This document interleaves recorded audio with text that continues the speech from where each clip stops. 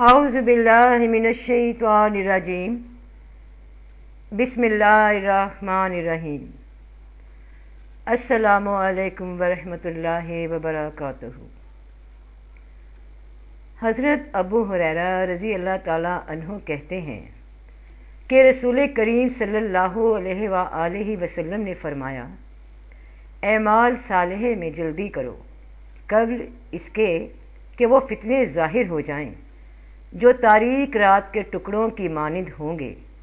और इन फितनों का असर ये होगा कि आदमी सुबह को ईमान की हालत में उठेगा और शाम को काफिर बन जाएगा, और शाम को मोमिन होगा तो सुबह को कुफर की हालत में उठेगा।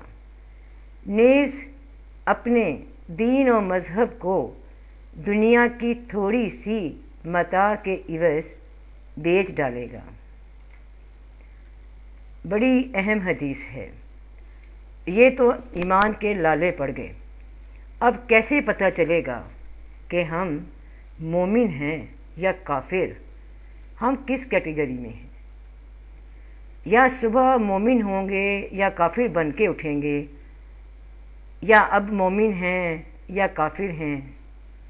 और जो हम कर रहे हैं जैसे कि अमली इबादत, नमाज, रोज़ा, नेक अमाल, बुराई से मना फरमाना, नेकी के कामों की तरगीब देना, अब ये हदीस मुबारका कि सुबह को मोमिन रात को काफिर या रात को मोमिन सुबह को काफिर, इसको कैसे समझा जाए कि आसान लफ्ज़ों में बात भी समझ आ जाए, दिल में उतर जाए, दिल मुतमईन हो सके ईमान के रास्ते में। शुरू करते हैं सबसे पहले कि एक काफिर और मोमिन में क्या फ़र्क है। आम तौर पे हम कहते हैं मोमिन शुक्रगुजार बंदा और काफिर नाशुक्रा, मोमिन ईमान रखने वाला और काफिर जो ईमान नहीं लाता। अब ये ईमान क्या है? ईमान ये है जो अल्लाह पाक ने फरमा दिया सूरह बकरा के पहले रकू में ही कि कुरान वो किताब है जिसमें शक नहीं, और जो हदायत का रास्ता है उनके लिए जो मुत्तकी हैं। मुत्तकी वो जो ईमान लाते हैं गैब पे, नमाज कायम रखते हैं और खर्च करते हैं उस माल में से जो अल्लाह ने उन्हें अता किए, और ईमान लाते हैं उस किताब पे जो नाजिल हुई रसूलुल्लाह सल्लल्लाहु अलैहि वसल्लम पे, और नाजिल हुई इससे पहले जो आसमानी किताबें जैसे कि तौरात, ज़बूर, अंजील। और फरमाया अल्लाह पाक ने जो यकीन रखते हैं आखिरत पे। यहाँ गौर कीजिए कि ईमान था गैब पे, नमाज कायम करने पे, अल्लाह की राह में खर्च करने पे, तमाम अल्हामी किताबों पे, मगर आखिर में फरमाया गया कि यकीन रखते हैं आखिरत पे। तो ये हैं मोमिन लोग, ईमान वाले लोग। और काफिर जो हैं उनके लिए बताया गया सूरह बकरा में ही आयत 6 में कि जो काफिर हैं तुम उन्हें डराओ या ना डराओ, वो ईमान लाने वाले नहीं। यानी जो ईमान की डेफिनेशन अल्लाह पाक ने फरमाई वो उस पे ईमान लाने वाले नहीं। यहाँ वजाहत हो गई काफिर और मोमिन में इन मुख्तसर मगर जामिया आयात में। अब चूँकि बात हो रही थी कि उस फितनों के दौर से पहले नेकियां कमा लो, जब इंसान सुबह मोमिन होगा रात को काफिर, तो एक बात तो तय है कि यहाँ मुखातिब मुसलमान इंसान ही है जो कलमा गो भी है, ला इलाहा इल्लल्लाह मुहम्मदुर रसूलुल्लाह सल्लल्लाहु अलैहि वसल्लम पढ़ने वाला भी है। ऐसे महसूस होता है जैसे दरिया के दो किनारे हैं, एक मोमिन कहलाता है, एक काफिर कहलाता है, اور درمیان میں ایک مسلمان ہے جو کبھی تیز لہروں کے دوش پہ ہوا کے رخ سے کبھی مومن والے کنارے پہ بپھر جاتا ہے تو کبھی دوسرے کنارے کفر کی جانب دھکیلا جاتا ہے۔ اب ایک مسلمان کی کشتی گہرے طوفان کے بھنور کی زد میں ہے، وہ کافر ہے یا مومن؟ ایکچولی ہم جس دور میں موجود ہیں، ہم جس مقام پہ ہیں، ایک مسلمان جانتا ہے کہ اللہ پاک کا کلام کیا ہے، اللہ پاک کے احکام کیا ہیں، اللہ پاک نے کیا حکم دیے، اللہ پاک نے مومن کی تعریف کیا بیان فرمائی۔ مگر یہ سب جاننے کے باوجود جن مسلمانوں کا ایمان ڈگمگا جاتا ہے، اس بے یقینی کے فتنوں کے دور میں گرد و نواح کو دیکھتے ہوئے ایمان کمزور پڑ جاتا ہے، وہ مسلمان اگر صبح مومن تھا تو شام تک ماحول کے زیر سائے لوگوں کے طرز عمل امانتوں میں خیانت دیکھ کر، جھوٹ سے وقتی فائدہ اٹھاتے دیکھ کر، لوٹ مار کر کے جمع کرتی دولتوں کے انبار دیکھ کر، حلال مشکل سمجھ کر اور حرام مال سے مفادات اکٹھے کرنے آسان سمجھ کر، تو اگر کمزور ایمان والا ہوا، ایمان ڈگمگا گیا، تو یقین کا ایمان کا راستہ ترک کر دیا، کیونکہ سوچا کہ سب الٹا ہے، نہ تو صبر کا پھل ملتا نظر آ رہا ہے، نہ ایمانداری کا کوئی فائدہ ہے، نہ وفا ساتھ دیتی ہے، اگر کوئی سچائی ہے تو صرف پیسہ ہے، زمینیں ہیں، جائیداد ہے، سوسائٹی میں اعلیٰ مقام ہے۔ بس ایسے ہی کہا جاتا ہے کہ اپنے سے نیچے کو دیکھو، اگر اس پہ عمل کروں تو دنیا کیسے حاصل ہوگی؟ یہ ہوا ایمان کا کفر کی طرف جھکنا۔ محنت نے جگہ لی شارٹ کٹ کی، اس شارٹ کٹ میں ہوگا یہ کہ صبح کو ایمان کی حالت میں عقیدہ تھا کہ دوسرے مسلمان بھائی کا خون، مال اور عزت حرام ہے، اور شام تک عقیدے میں تبدیلی آ گئی کہ مسلمان بھائی کا مال، خون اور عزت حلال ہو گئی، اور اس پہ عمل کرنے کا سبب کفر بن گیا۔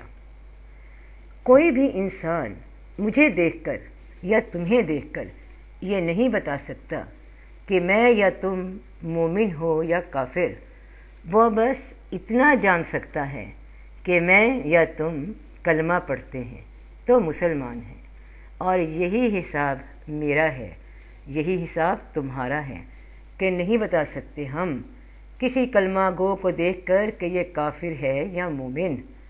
یہ کافر اور مومن کون ہے؟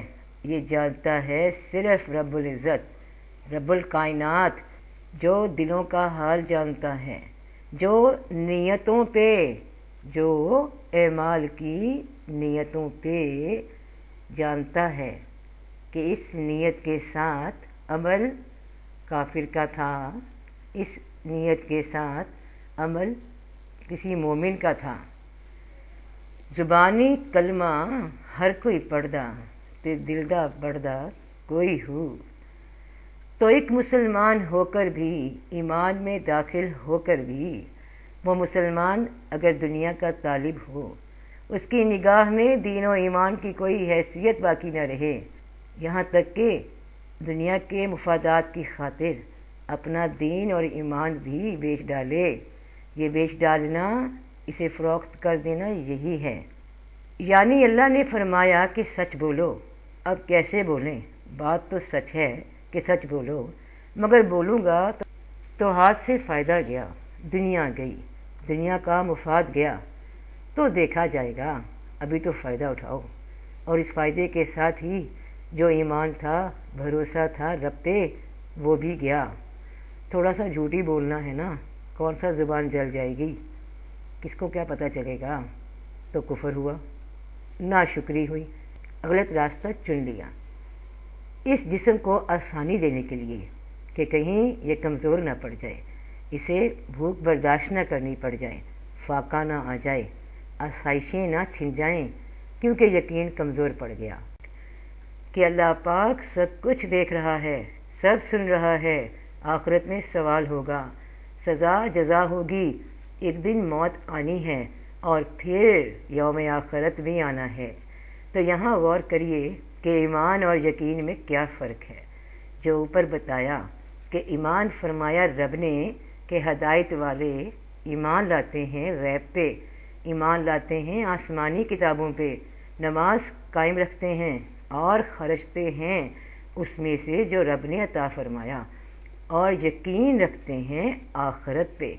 ایمان سے بڑھ کر یقین ہے، اور آخرت کا یقین انسان کے ایمان کو مضبوط بناتا ہے۔ اگر آخرت پہ یقین نہ ہو تو ایمان قائم نہیں رہتا۔ جب یقین ہو کہ ایک دن اللہ کے حضور حاضر ہونا ہے تو مومن یقین والا کبھی ایمان سے کفر میں داخل نہ ہو۔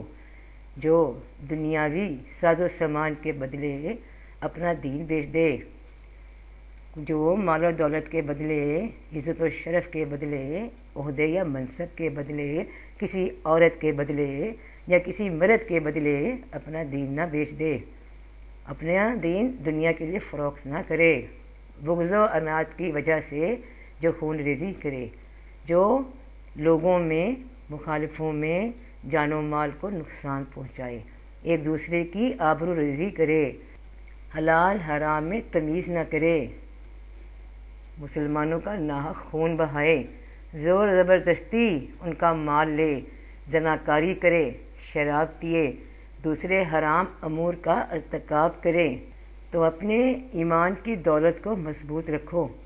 اس دریا میں ایک تنکے کی طرح مت بنو جو تمہیں اپنے رخ پہ بہائے لیے جائے، بلکہ وہ مچھلی بنو جو ہمیشہ دریا کی مخالف رخ سفر کرتی ہے، جو مچلتی موجوں کو چیرتے ہوئے گزر جاتی ہے۔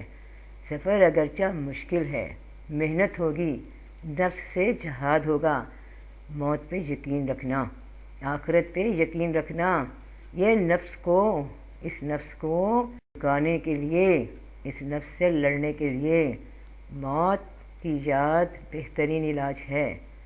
کوئی بھی گناہ کمانے سے پہلے، کوئی دنیاوی مفاد اٹھانے سے پہلے سوچ لینا کہ حلال کیا ہے، حرام کیا ہے، تو بچ سکو گے کافر ہونے سے۔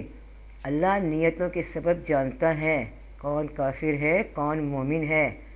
اللہ پاک ہم سب کو محفوظ رکھے اس فتنے سے، یقین کامل عطا فرمایا۔ یا رب، ہم تیرے آگے، تیری رضا کے آگے، تیری چاہت کے آگے سر جھکاتے ہیں، اور جو تو نے فرمایا اسے ہر ماحول میں، ہر حال میں قبول کرتے ہیں۔ دین کے بدلے دنیا نہیں چاہیے، جو تو عطا کرتا ہے بہت ہے۔ الحمدللہ۔ سب دا بھلا، سب بھی خیر، فی امان اللہ۔